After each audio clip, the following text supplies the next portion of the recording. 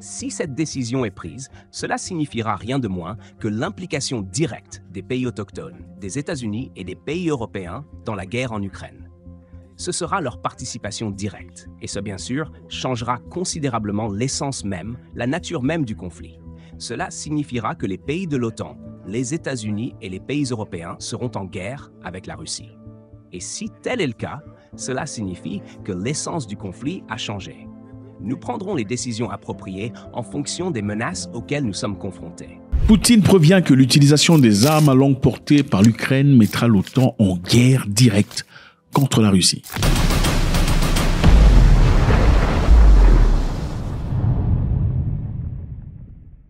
Salut les amis, merci de faire cet arrêt en force. Chez nous, encore une fois, c'est toujours avec beaucoup de plaisir. YouTube nous dit que beaucoup parmi vous regardez les vidéos, mais vous n'êtes malheureusement pas abonnés.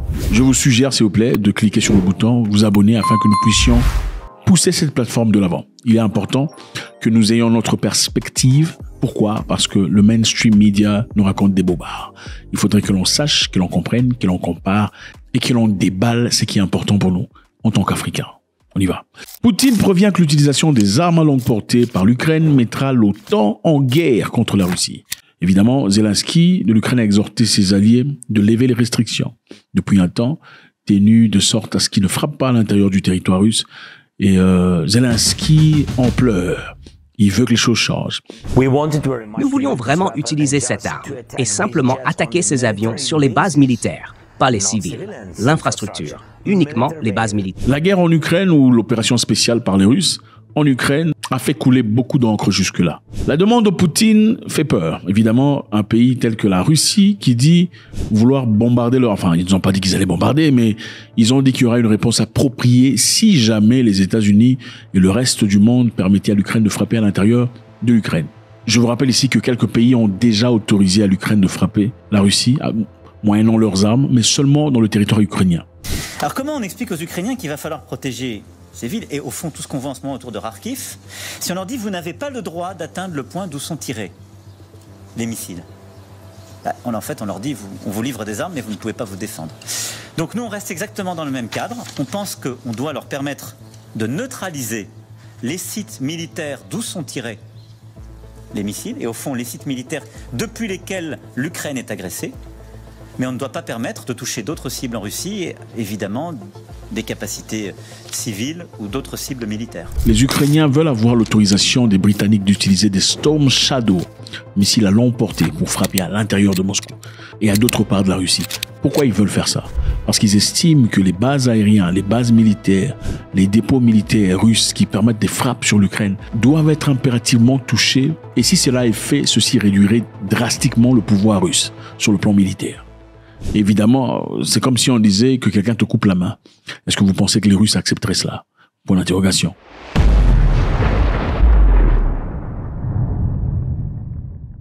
Poutine prévient parce qu'il sait, avec le temps, avec son calme, avec sa patience, le zèle des dirigeants occidentaux est en train de monter. Voilà pourquoi ils sont partis en réunion récemment, pour essayer de voir finalement s'ils pouvaient octroyer cette autorisation à l'Ukraine de frapper à l'intérieur de la Russie. Donc, le calme, la tempérance, la maîtrise qu'a Vladimir Poutine jusque-là à l'égard, en tout cas des répliques et des frappes dures et dévastateurs en Ukraine, sont graduellement en train de donner du zèle à ces présidents occidentaux qui pensent peu à peu que M. Poutine en réalité est en incapacité de frapper comme il le prétend, après qu'une personne ait franchi sa ligne rouge. Alors Vladimir Poutine a trouvé qu'il était important, puisque le président Biden et son homologue britannique s'étaient réunis pour cette histoire. Il était important que Vladimir Poutine frappe la porte de force, disant « Si jamais vous donnez l'autorisation à ces gens de frapper dans la Russie, nous considérons que l'OTAN est en guerre contre la Russie.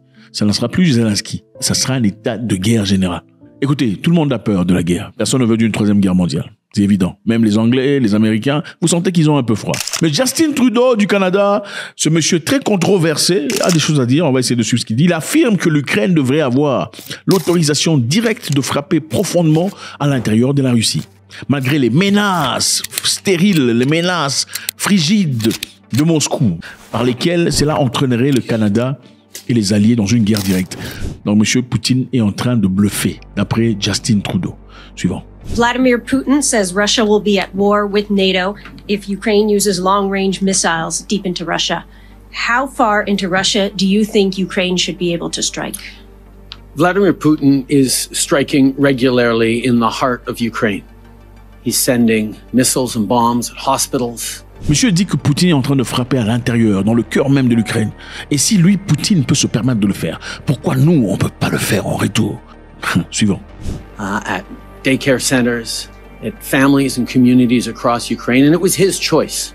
His choice. C'était le choix de Poutine. C'est lui qui a choisi. C'est lui qui a commencé cette histoire. Et c'est très facile de le terminer. Donc moi, Trudeau, j'ai des choses à dire. Puisqu'il est important que je dise les choses pour lesquelles j'ai des choses à dire, il est essentiel que vous m'écoutiez. Enfin bref, c'est pour dire que mes mots, je ne les pèse pas, mais en réalité, on peut aller en guerre contre Monsieur Poutine, même si les résultats, évidemment, ça impliquera tout le monde, et même ceux qui sont pas en politique, les vieillards, les enfants, tout le bazar.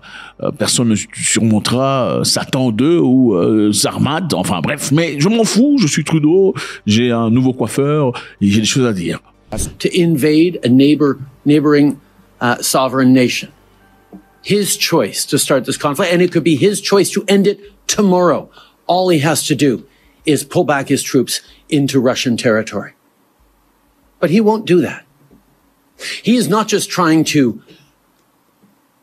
remove any choice that Ukrainians have around where they want their future to go, remove their independence, remove their sovereignty.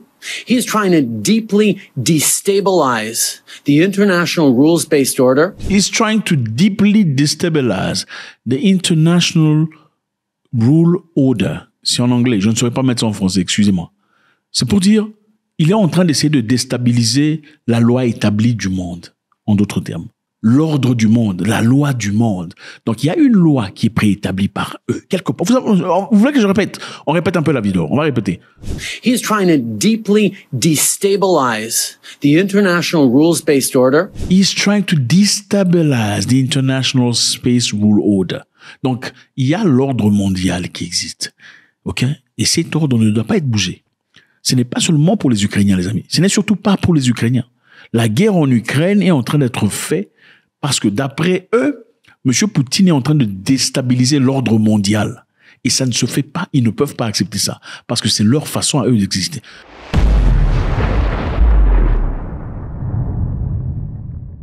L'ordre mondial, c'est un peu comme ce qu'on vous a fait faire la dernière fois. Il y a certaines personnes quelque part qui décident pour tout le monde. C'est eux qui disent, voilà, il y aura guerre ou pas. C'est eux qui disent s'il faut vendre des armes ou pas. C'est eux qui disent s'il faut vous faire va. Ah oui, tout ça là, c'est eux, hein, c'est l'ordre mondial qui décidait. Hein. Quand en France, on a commencé à vous dire, vous vous souvenez, il fallait avoir des papiers, être V pour aller manger, être V pour aller au cinéma, être V pour marcher dans les rues. Sinon, il faut montrer un papier montrant que vous avez été testé à quelque chose. C'est l'ordre mondial qui a établi cela.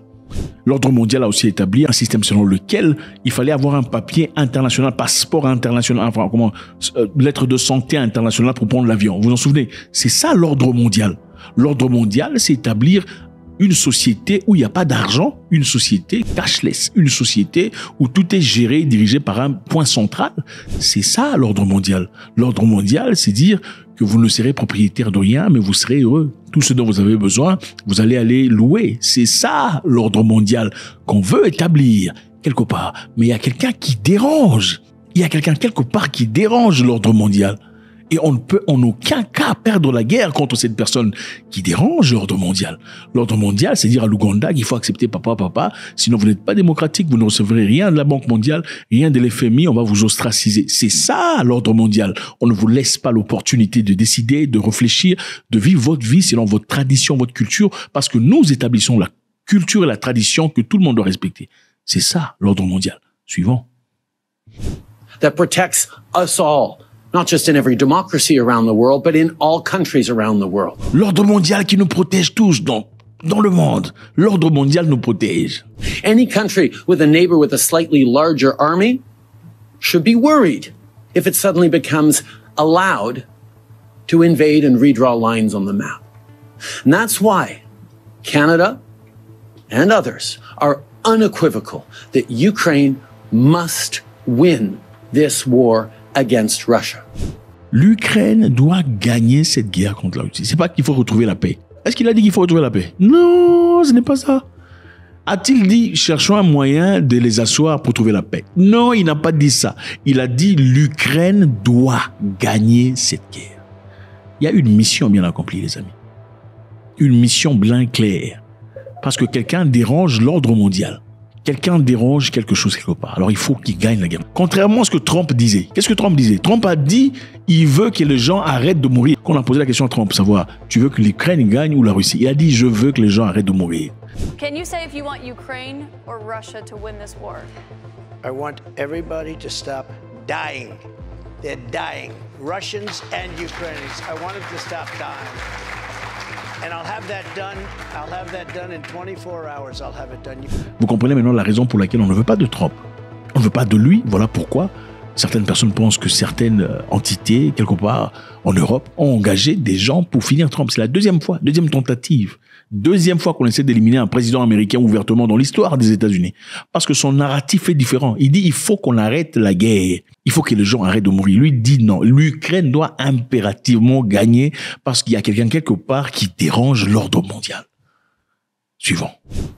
And we will continue to be there to support Ukraine. And yes, Canada fully supports Ukraine using long-range weaponry to prevent and interdict Russia's continued ability to degrade Ukrainian civilian infrastructure and mostly to kill innocent civilians in their unjust war. Eh ben c'est ça. Écoute, moi je soutiens cette guerre pour que l'Ukraine continue. Il faut donner les armes de l'emporter, les Shadow Storm et tout le bazar pour qu'ils frappent à l'intérieur de la Russie. Et si les Russes ils veulent faire ce qu'ils veulent faire, on va commencer une guerre mondiale, c'est pas grave. Et en établissant une guerre mondiale, écoutez les amis, ça va recommencer beaucoup de choses. L'économie globale sera reset, c'est-à-dire recommencer. C'est comme si vous éteignez le téléphone, vous l'allumez encore. Ça permettra encore de continuer à voler, s'enrichir et tout le bazar.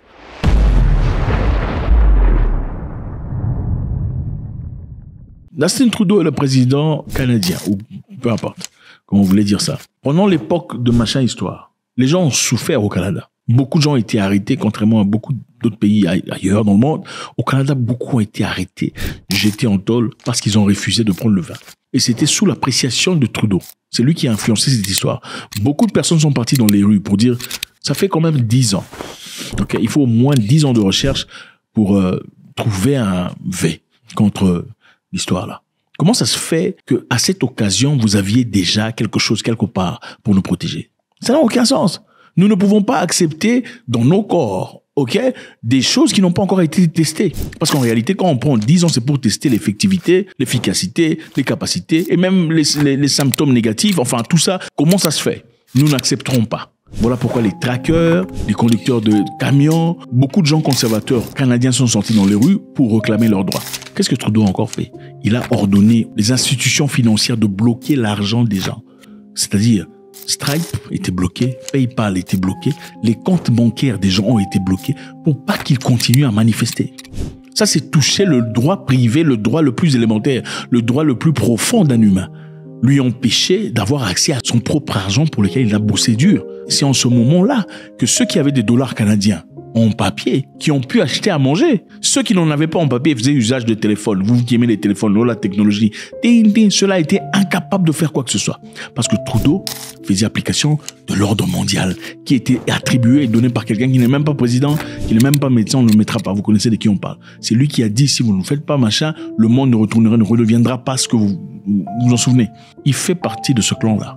Il fait partie du clan du monsieur, le vieux monsieur allemand là, qui fait des réunions et invite des présidents et des chefs. Et les présidents le respectent. On ne sait pas qui il est, mais il a un programme obscur que personne ne comprend. Lui, il fait partie de cette école-là. Et c'est ça l'ordre mondial. Monsieur Poutine dérange l'ordre mondial. Faites-moi savoir ce que vous en pensez. C'est toujours avec beaucoup de plaisir. Votre contribution, écrivez ce que vous pensez. C'est toujours avec un grand plaisir. God bless.